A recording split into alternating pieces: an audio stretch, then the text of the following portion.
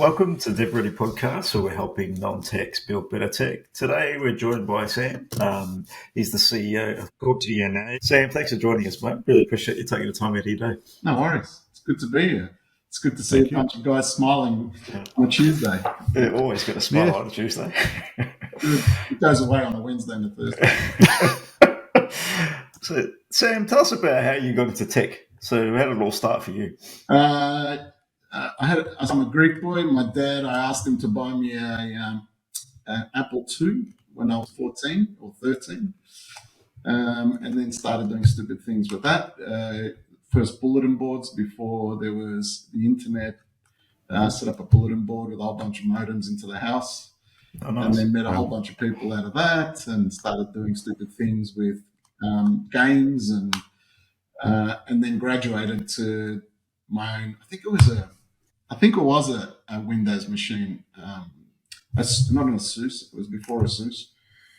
And then from there went to uni, studied at La Trobe, did a computer science degree and applied maths. La Trobe, maybe. That's where we're all from too. Yeah. So actually, I'm going back there tomorrow. They've asked me to come back and help them on the board to organise their content and how they get people together, which is really a lot of fun. It'll be a lot of fun. I then became a graduate at ANZ. So I went straight from uni into ANZ. I stayed with ANZ for 11 years and had awesome fun. So I travelled all the world. Back then ANZ was all over the world, in the US, UK. I think they're still there now, but not as diverse as they were. Then went to India. They seconded me to India, did some work over there. Came back. They said I wasn't a business person enough. I needed to become more of a business person. So I went and did an MBA at Melbourne Uni. Finished that in 2000, and I met a guy there, and one of my lecturers, and he said to me, "You're going to be with ANZ for the rest of your life." And I went, "No, I'm going to go do everything on my own." He was an entrepreneurial teacher or lecturer. And 4 weeks later, I left ANZ just before Y2K. I just walked out, and I didn't know what I was going to do. I had no plan. I had nothing. Spur of the moment, just walk out the door. Out of all these books, that they taught me that if I used these books, I'd set up a business and it'd go awesome. How'd that go for you, Sam? It's still working on it. It's always work in progress, isn't it? I think you got to keep kicking the can down the road. That's what I keep saying to people. Keep kicking the can down the road. Doesn't matter what happens. Don't stop. Yeah. Yep. So today we have a company called DNA, which has a enterprise cloud platform, 3 products, e-commerce product for the enterprise, a CMS product, and a workflow automation and a low-code system. Launched that in the US in 2015. So grabbed the family, moved to Boston, and took a 6-year-old daughter, and we basically bunked out in Boston and started selling one-to-one into the US market. Today, about 60% of our revenue comes out of the US and Europe. About 40%, but most of the growth is coming out of overseas, not so much in Australia. On that note, how do you manage that? So you've got teams set up offshore? How do you structure in terms of the devs, we have a follow the sun. So we have a group. Actually, we have a couple in the Ukraine, a couple in Serbia. So that's our offshore, kind of as much offshore as we'll do. And then we have our product in Germany, in Berlin, and then we have people basically tech support and sales and marketing in America, and the core dev team is here in Melbourne. So all the sort of major dev stuff happens here. Happens in Melbourne. Yeah, very nice. Yeah. How many clients do you have on the platform at the moment? So 150. Yeah. But their sort of entry with the product is $1,250. And the largest client pays us over $30,000 a month. That's significant numbers in terms of investment. Enterprise client. Yeah, they're basically, the product's $1,250 a month starting. Everyone says, "Oh, how can you compete?" And I'm like, you have to compare apples with apples, and of course, when you do that, you understand that it's actually quite cheap. A lot of people don't realise that. Okay. Oh, if they're comparing to like a $10 a month Shopify entry level for your e-commerce product, or free WordPress for your CMS, I'm guessing, is what happens. We had a large company come off Shopify Plus, and they were like, we're on Shopify Plus, how does this compare? I go, well, how many plugins do you have? And they go, oh, about 30. And I said, how many failed? And they said, oh, all the time. All the time. Mm-hmm. I go, okay, what's your business worth a year? Tens of millions. I go, okay. Well, you decide whether or not you want to stay on that platform or you want to hang it. And we sort of win that. We win legacy installs, so people coming off enterprise platforms that are old school. So this is a modern framework and modern approach. And, a lot of the old stuff, they just can't move fast enough. Like they just move really slow. Whereas if I wanted to, I'd get a site up with content within 2 days and pretty feature rich and all the things you might want. So what's the core of the product? Is it generally clients take the e-com and CMS? Most clients. So we have two camps. We have one camp that are complex CMSs, so 20 plus websites, and they want to share content, they want personalized experiences, they want complex integrations into other systems. And then we have sort of the mid-market to enterprise e-com who want to be able to do lots of content. I mean, again, the content engines on most e-commerce platforms are pretty bad. And, now they're starting to bunker up with headless platforms and they're all going, oh, we've got the new way to do stuff. Mm-hmm. Awesome. And most marketers are pulling their hair out because it's gone back to 2002. And, 25 steps back. Yes. Well, yeah, it's back to those days where, when the internet first started, all the developers were basically the bottleneck. If you wanted something changed, something updated, you talk to the dev guy. Now, what have they done? They've turned on headless for non-headless applications. When someone just wants a blog, they don't want it to be headless. What's the point? They just need it to work. Exactly. And so they end up with these dev teams who are, no issue with React or any of those platforms, but they're much harder for people to kind of manage and do things with, and hard to find resources and all those wonderful things. You mentioned workflow systems too. Tell us a bit about that. Is that more workflow content?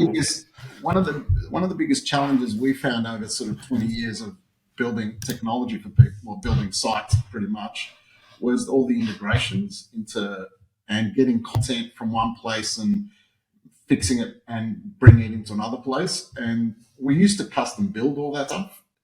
And then one day, one of my techs said, what if we could low code it? And I said, okay, what would that look like? And it's like a Zapier, but it's in a platform. And so it will talk to any events that happen inside the platform, but then it'll talk to events that are pushed on it from outside the platform. So if something's updated here, send it to there or equivalent. So couple examples, if we want to run, so we have all the caching and all that kind of stuff built in, but we might want to send data, someone registers, instead of having the registration process built into the interactive script, what we'll do is the registration process will just accept the registration, and then there'll be a worker that goes off and pulls all the information. It gets alerted, and then it might send it to the CRM. It might then send it to the ERP. It might work on it, send some messages off to the client. So it can do quite complex stuff, and it's great for whenever we get a new customer and they've got a black box that no one knows about and they can only do CSVs. We go, okay, we'll export the CSVs, we'll write a script, and we'll write a low-code sort of workflow, and we'll bring that in. And that's kind of it's a really interesting area that we're working on, where most of the site work now just happens in that area, like all the sort of nuances of the site. Okay. Okay. So more customization and integrations happen in there. No, we don't do any anymore. So code. Once upon a time, we would always go, Andrew wants this feature that we don't have. We'd be like, all right, well, let's go write a piece That's of code. going to be to build that, yeah. If Andrew... If Andrew logs in, yes. Put this button here, yeah. And then Andrew leaves, and there's this if Andrew code, and someone finds it, and we all go, what happened there? Who's Andrew? Why is this here? So, yeah, it's all pretty much clean, vanilla, highly configurable, and scalable. So we recently were involved you guys got kids? Yeah. Yep, there were 3 boys. He's got a boy to go. Okay, well, the girl probably wants to go to Taylor Swift. At some point, yeah. So there was a big chaos over Taylor Swift because last year Ticketek went down in the US. And so we look after the client that brought Taylor Swift out. So we needed to scale for, 1.5 million concurrents, all within 5 minutes. So how do you do that? You basically look at your system and you go, okay, everything has to be static. And then if it's not static, only this little bit has to be non-static, and and how to scale it and how to downscale it.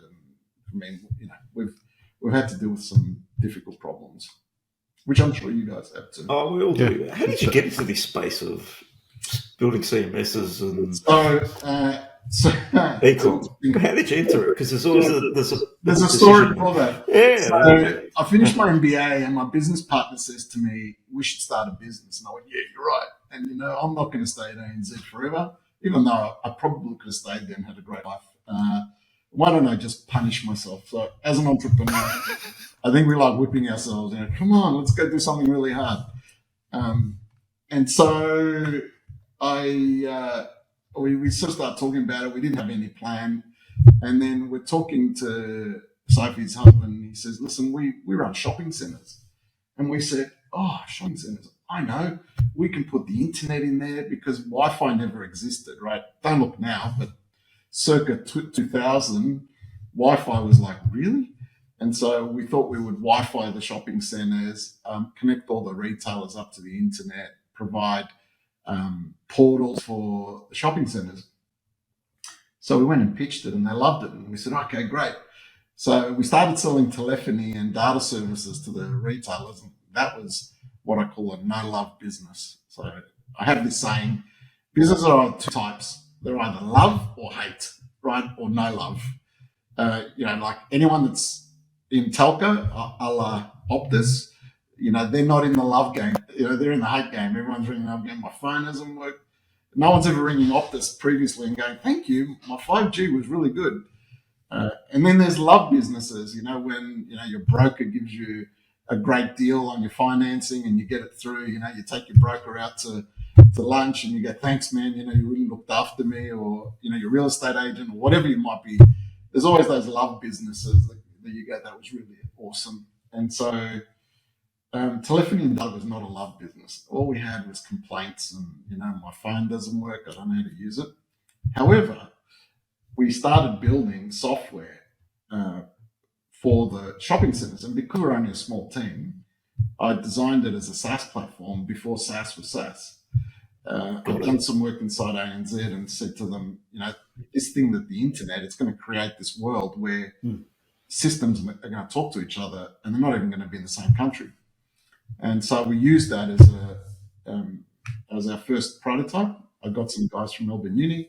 Yep. We built one feature, which was basically a CMS. And at that time, there were only really custom CMSs. And so we built that, sold it to the shopping center guys. They started using it. Oh, and by the way, it had to be multi-tenant because we were lazy and we couldn't deal with lots of shopping centers. So it automatically had multi-tenancy and so on and so on. And that's how it all started. So from a phone telephony business, setting up internet through to the CMS. And then what we did was, we bailed out on the phone business because there was no margins in it. And we started building sites as an agency, but only using our platform. And then that paid for development. And next thing you know, we've got 80 modules at the time. And, we could do everything from surveys to, and then my team were telling me we just got too much. we got way too much stuff. We can't tell people what we do. And so in 2014, we decided to rewrite the whole system. So stuff from scratch. And we launched a brand new platform called DXP2 into the US. And at the time, I remember it was back to pages. And nowadays, we're about to migrate ecom to DXP2. We're still running DXP1 ecom because it's so good. And so, yeah, it's a lot of hard work. It all starts from somewhere, doesn't it? And we learn across the journey. I think it's important for people to understand, especially if they're starting out in anything, it's always going to change and you're going to follow. You should listen to what your customers need and want.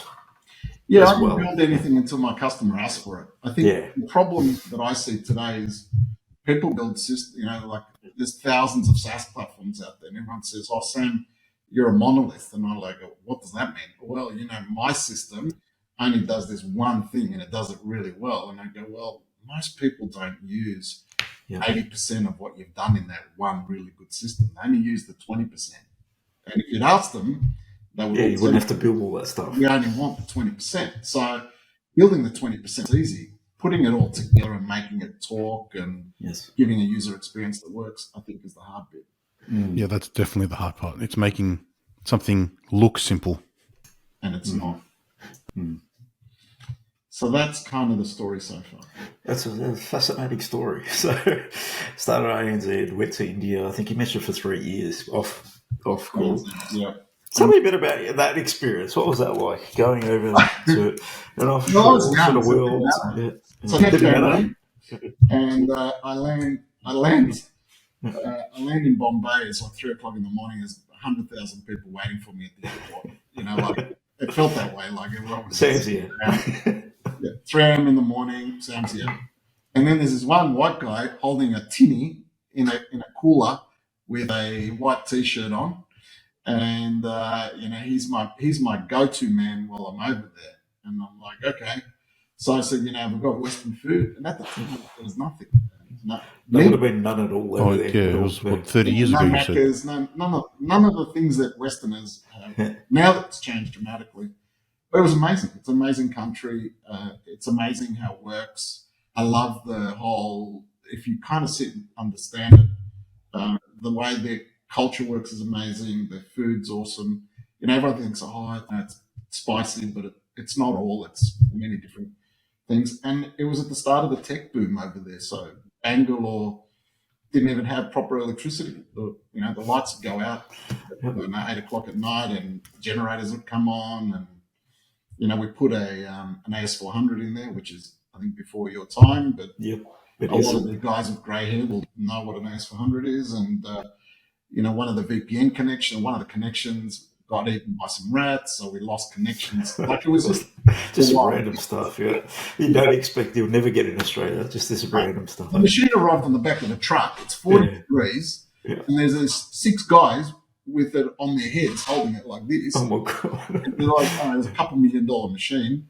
Oh, wow. I'm thinking it's taken us 6 months to get this machine here. Please don't drop the bloody thing. The last mile, it falls over. Yeah. And, it fell over. Do you think it'll work? Oh, no, well, let's hope so. Well, that was fun. And I think, people ask all the time about India, but I think the US, for me, was more of a cultural change. Was it? Yeah. Seriously? Yeah. Yeah, because everyone... In what way?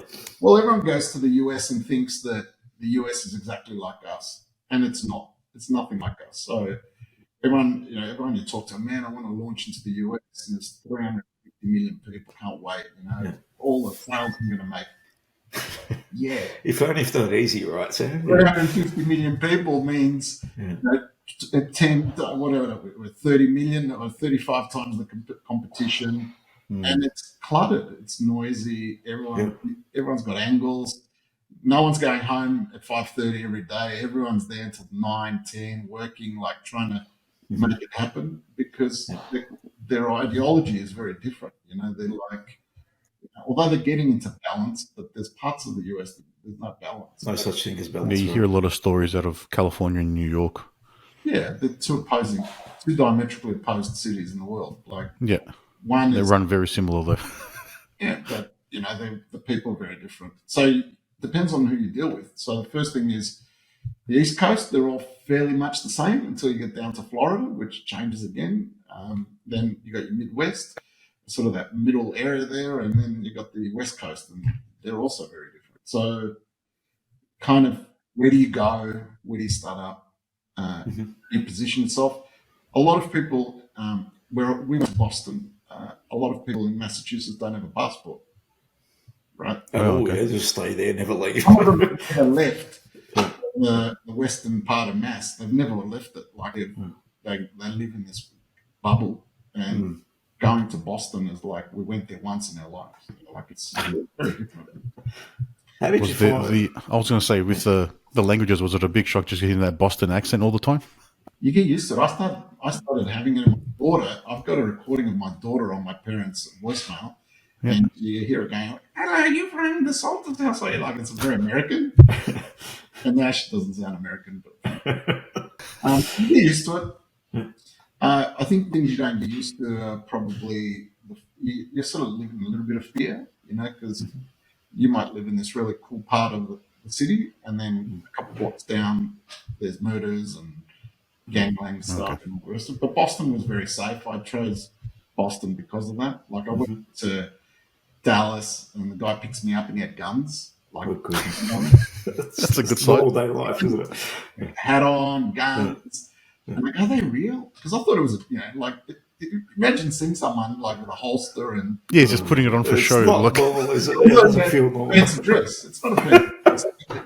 It's legitimately running around with guns, and you go into buildings and it says no hidden guns. Like they've got this sort of, you can't have anything concealed carry. Yeah, and I was like, oh wow, does that mean you can still carry guns? And the guy goes, yeah. Yeah, just got to show them. Can't be concealed. That's okay then. Yeah, as long as people can see you got a gun, it's better. Yeah. And business is different, very, very different. Like the way... in what way? They just win at all costs. There's no win-win. It's win-lose. Like win at all costs. It's like, I'm going to destroy my competition. Like it's... I'm like, I actually like my competition. I think it helps me, like helps you learn, helps you grow, helps you be better. Like there's a lot there. Yeah, they have a very, very. It's very, very. I thought I was a capitalist until I went to the States. I actually realized I don't like it. I like helping people that need help. I want to make sure our elderly are looked after. I want to make sure our youngsters are looked after. Over there, it's like, if you make money, you can have anything. If you don't have money, you pretty much have nothing. Yeah, but nothing over there. What made you decide to go over there? What was the calling card? Was it a client call out, or was it just like we have to go to the US, or what was it? The agency here, so the agency was called Be Wide prior to Cordiane, and the agency had gotten, I think we'd gotten to about 50 people, and it's all the ups and downs. You guys know this world. Yeah, we're an agency effectively, no text based. Yes. And so, when things are good, things are really good, and when things are sort of slow and soft, you're now looking at, I've got to get rid of this person, or I've got to downsize, and so I'd gone to that point, and I'm a mad developer. Like I love developing. I'm still a geek at heart. Like my current role, as much as I'm a CEO, I pretty much love just coding for fun. You're still a coder for fun, like Anthony over there. That's my job. Still like getting my hands dirty, right? And most people are like, but you've got a team. And I'm like, yeah, but it's like a meditation for me. I get in a zone and I might build something that I want or I want to play with.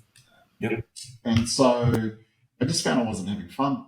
I felt like I was just dealing with either client issues or people issues, and I thought I didn't get into this for that. And so I wanted to let the baby have a life, and literally that's what I've done.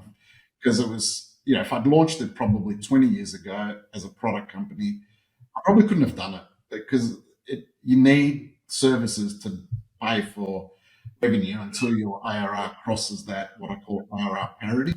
And that happened for us literally 6 months ago, where we don't have to sell another client. We can just run with our subscription revenue. So it's a great place to be. It takes, how long did it take you to get there? So people get context of this. So when we entered into Core DNA, so we really focused on the platform as a product. We started at 2016. So before that, we were more services than products. So we were undersell the product. Like our first client paid us $70 a month, and we thought that was like, oh my god, they paid us for this software. Yes, we've got something. Well done. It's a big difference to where you're at now. Yeah, very big. And that client's still with us. I think they pay $100 a month now, but I still kind of grandfather them in because I'm happy. They were my first client. We knocked on the door. We said, and they're a medical practice in Brunswick, and we said, hey, would you like a website? And they said yes. And I said, okay, let's go. So you haven't got enough revenue, and then what happens is when you say you're going to become a product, all of a sudden those big chunks of revenue start going away. You start giving those to partners, and you're like, oh, and then your revenue starts dropping, and then you're putting money in, and then you have COVID, and then you start dropping clients, and you come out the other end. Yeah, it's an interesting dynamic going to full product. We're in the middle of doing something like that ourselves. I'm in my 8 year. What is it? 2016 now. So we're going almost 8 years. 8 year. Yeah. And people said, "Oh, if you'd taken VC money, you would have been there much faster." And it's true. It's true, but it's different, right? Yeah. Then I have to play with their playbook. I'm not interested. Mm-hmm. Yeah, not interested in that. It depends where you're at and what type of product you're running and where you position yourself and what you're interested in. Taking VC money is a different game. Look, some people don't have a choice. I was lucky enough to sell service and product, and I would do it the same way. Like nowadays, if someone came to me and said, I've got this really cool product, I'd say, go find a customer. And then say, and not your friends are not, all my friends thought my software was awesome. It was until some stranger that had never seen my just actually paid for it, yeah. Paid for it, and now, when you go into a tender, I don't like tenders in Australia. I'm just going to put that on the record. Never won any. We applied for a couple. I don't like the process here. Whatever I've been exposed to, I do not like it. Yeah, they're like, at least in the States, they're very transparent. So I've got a strategy for you. If you're going to go apply for a tender, you're going to say, what's the process? Mm-hmm. Do we get to demo? Do we get to speak to you? Do we get feedback on our proposal? Do we get all these things that would then indicate that they're serious about you? Because doing a blind tender and then just getting, oh, sorry, we weren't successful. We did one recently, and it still hurts me. We on their scoring system, we were like in the top 10 percentile because everything was out of the box. Mm-hmm. We did a proof of concept. We actually built a site with their content. Yep. We could. It was very easy. And we put the tender in a week in advance. And there were 6 people, and we didn't make it. And we were like, why? And the waffle that came back was like, oh, you didn't understand us culturally. Waffle. I'm like, where was that in the tender? Yeah, it's classic. Anyway, whereas in the States and in Europe, and it's much more stringent because people don't apply anymore if it's not an open playing field. Anyway, side issue. Good feedback, side issue. What's the plan? Where to from here for you? So, good question. So I'm 56.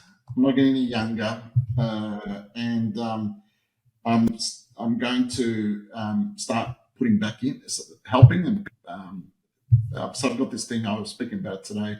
I call it the 732, which is 7 months of work, 3 months of giving back, and 2 months of doing nothing.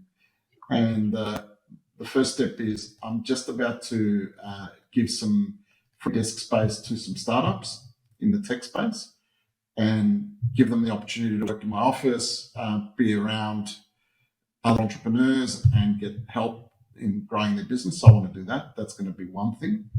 In terms of the software, we're at the point now where it's got some momentum, and we're now starting to do a little more in terms of better marketing, better positioning, better messaging.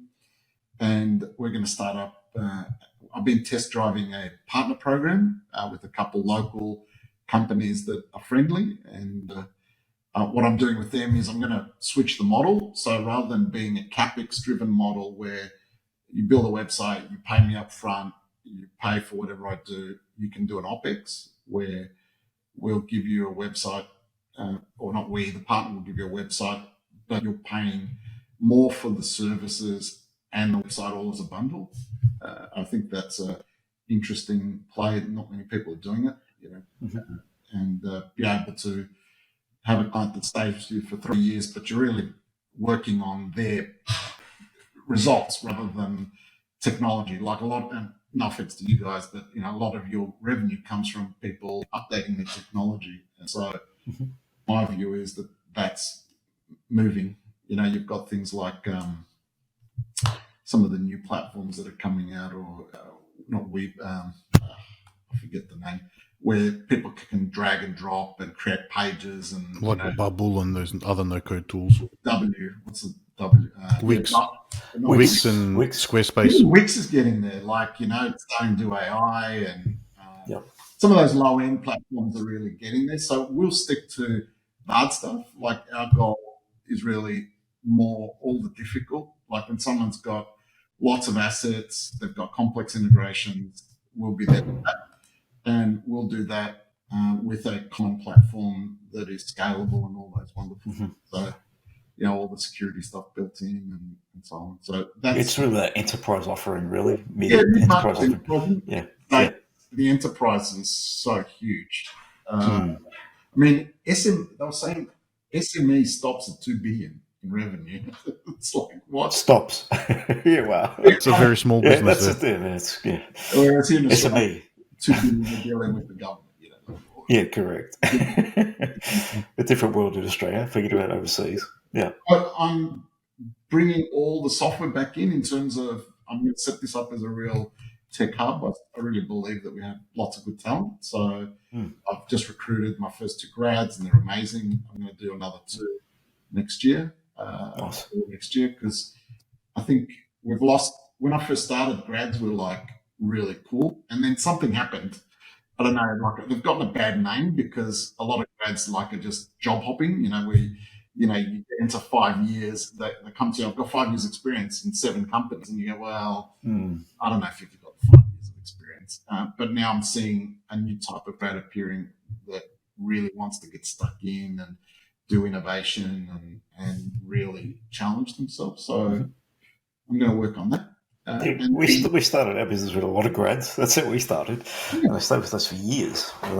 But we also stopped doing that because probably similar. Because we then thought, I need a senior guy because I need to bring experience. Well, that's the mindset changes a little bit, and you go, okay. Also, as we scaled, we couldn't sit with them and help them as much. So we needed a bit more autonomy as people came in, not just educating them and babysitting them through the way, if that makes sense. I just think what I've said, and my team said exactly that. They said, who's going to train these guys? Who's going to this? Who's going to that? If you get the right grad, they don't need training anymore. Your documentation is really good. You've got AI now, so we're building a worker at the moment that's going to go through all our documentation, all our code that we have on the repo. So it's going to go and read all the repo, and then it will be able to tell you, hey, I want to build a blog post. How do I do it? And out will come a sample. I think AI is going to change a lot of that difficulty. Definitely. But you need the right attitude.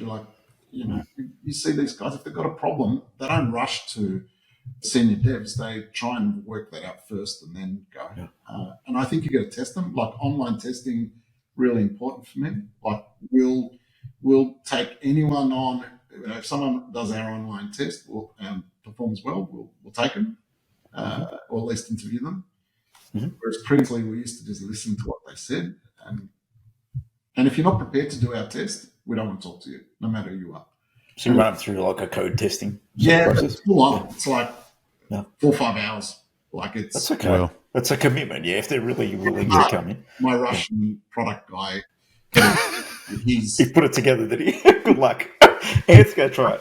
I'll probably fail, man. I would fail it.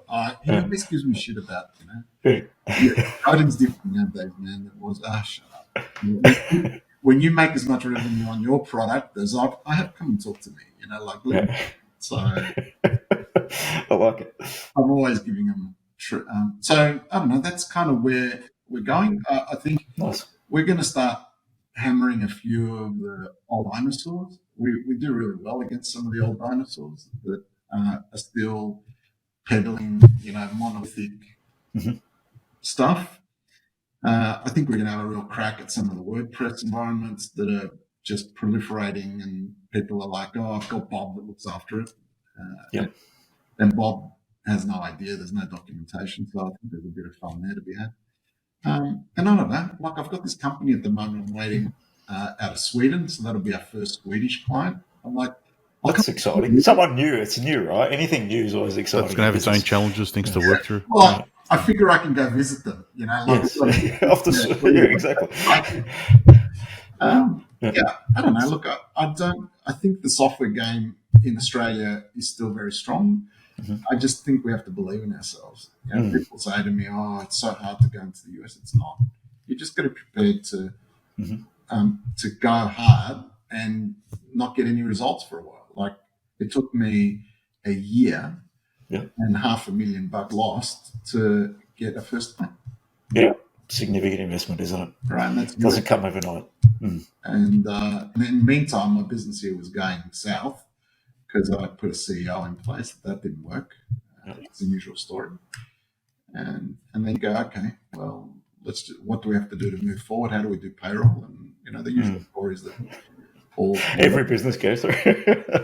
Nothing changes. Everyone you speak to is always the same story. I'm an overnight success. It's 25 years. That's a classic story, Sam. It's a really good story. I think it's good for people to hear and listen to as to an approach, because there's definitely many approaches to the world of business, and the way you've done it is you've invested back in yourself along the journey and spent the time to actually understand what customers need, want, desire, really dig in and just go through that heartache, because there's plenty of years of heartache that occurs. And believed in yourself to push back to that. Wife, I will tell you need a wife that supports. Yeah. You do. My wife packed the house up in 6 weeks, and we were 4 suitcases in Boston in winter, heading into winter. Yeah. And we didn't have a house. Couldn't get a credit card. No credit over there because you just nothing. I didn't have a credit rating, so I had to put cash out of Australia all the time. So there are challenges. However, I always face it as a bit of fun. It's part of the game. Yeah. But I now as I get older have a no dickhead policy. So I don't care who you are, if you're a dickhead, I'm not interested. Yeah, so I like it. That's a good one to live by. That changes things a bit, and I like hanging out with people that I find interesting. If you're, I don't, doesn't matter what you've done. If you're interesting, I want to hang out. And I think I've been doing a bit more of that. I'll open up the office more to people to hang out here, and I have these group, I've got a group called the Orphans that are entrepreneurs that are sort of solo entrepreneurs, or have two or three people that want to work in a large group, and they hang out here, and we share ideas and stuff like that. But I think that's I'll get involved more and more in some of that stuff. I think in terms of the CMS market, there's a lot of change going on at the moment. I think AI is going to play a big role in a lot of things we do.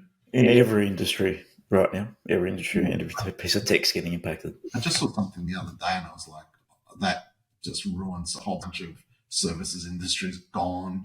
A guy was doing a yoga pose, you guys might have seen it, in front of his computer.